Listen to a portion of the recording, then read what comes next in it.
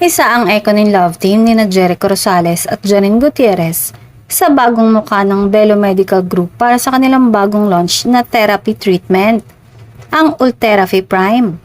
Ang bagong Ultherapy Prime na treatment ay naghahatid ng mas mahusay at nagbibigay daan para sa isang mas mabilis at mas komportableng experience habang pinapanatili ang mas magandang resulta para sa skin.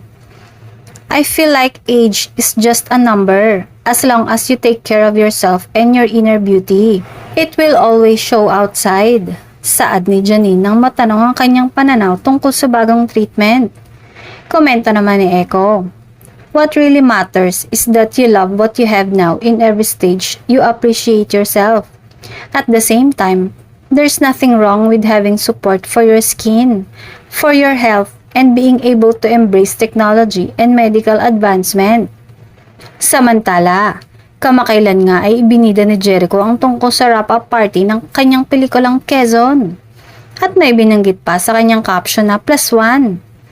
Pinost nga ni Echo ang ilang pictures na kuha sa pa-party nila.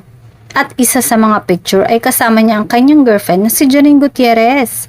At oo, si Janine nga ang tinutukoy ni Echo na +1 sa kanyang post.